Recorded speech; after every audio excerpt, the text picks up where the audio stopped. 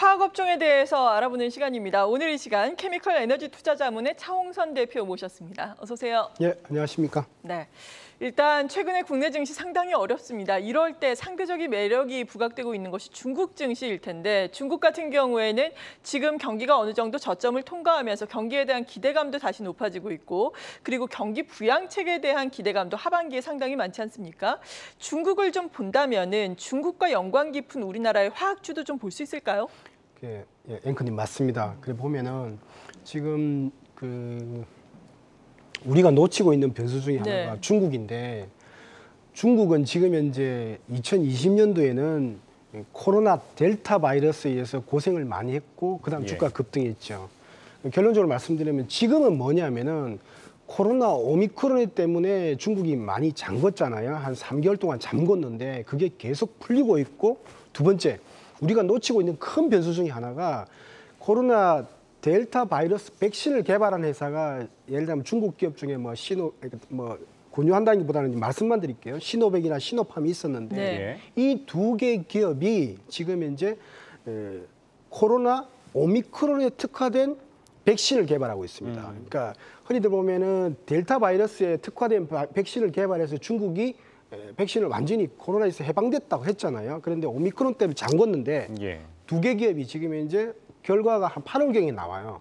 그럼 이미 조금 델타 바이러스에 관련된 백신으로 사백신으로 많이 접종을 했기 때문에 이 기업 같은 경우가 오미크론에 대해서도 특화된 백신을 충분히 개발될 거라 보고 있고 8월 이후에는 접종이 가능할 걸로 보고 있습니다. 그래서 중국에서는 결론적으로 말씀드리면은 중국에서는 코로나 오미크론 관련돼서 그런 말들이 이제는 사라질 수 있다. 중국은 많이 개방될 것이다. 중국과 연동 관계가 있는 화학업종, 특히 한국 화학업종에 대해서 관심을 가져야 된다 이렇게 보고 있습니다. 그림 4개를 빠르게 보여드릴게요.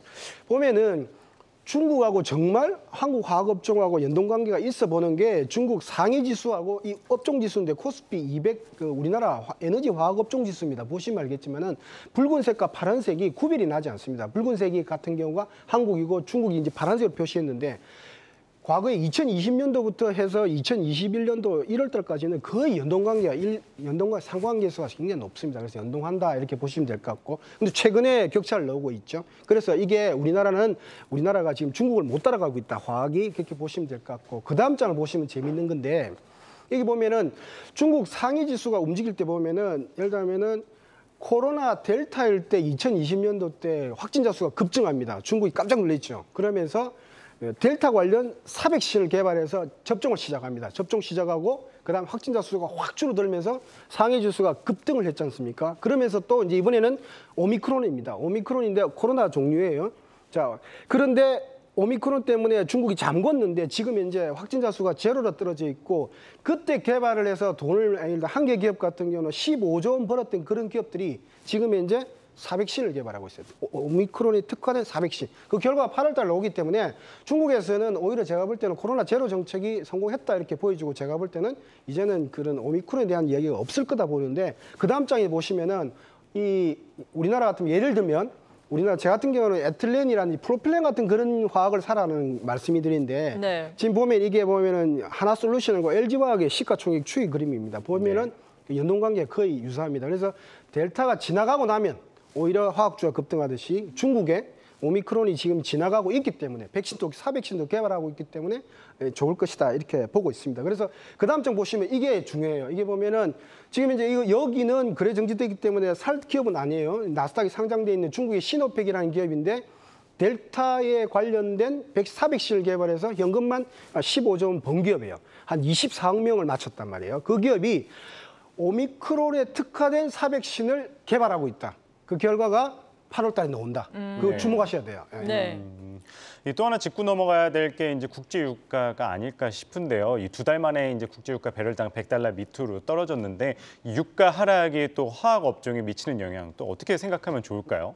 유가 하락이 경제가 좋아서 안 좋았다 그렇게보다는 유가 하락은 항상 좋았다 이렇게 보시면 돼요. 우리나라는 석유를 개발하는 회사가 거의 많지 않습니다. 그래서 유가 하락은 좋았는데 저는 이렇게 봐요. 지금 현재 보면 유가가 지금 $110에서 $130까지 올라갔었죠. 그러다가 이제 $99.5 WTI 기준으로 빠졌는데 전쟁 프리미엄이 빠졌다 이렇게 보면 되는 것 같아요. 그래서 제가 볼 때는 오히려 유가만을 오늘자 유가만을 놓고 본다면은 오히려 러시아의 우크라이나 침공 사태가 끝나가는 게 그러니까 석유가 가장 민감하게 반응해요. 전쟁이라든지 이런 쪽에. 그 제가 볼 때는 오히려 유가 빠짐으로써 화학업종 같은 경우는 이렇게 숨통이 트여질 수 있는 좋은 기회가 생겼다. 그래서 우리나라가 참 이 가격대에서 제품 가격을 전가하기 어려웠는데 지금은 이제부터는 원래 가만히 있는 제품 가격에다가 유가 폭 빠져버리니까 스프레드가 좋아지니까 오늘 저점을 찍으라 그러면 저는 오히려 오늘이 저점일 수 있겠다. 네. 중국이 열리고 예. 유가가 빠졌다. 화학업체에 이렇게, 대해서? 그렇게 보고 있습니다. 예.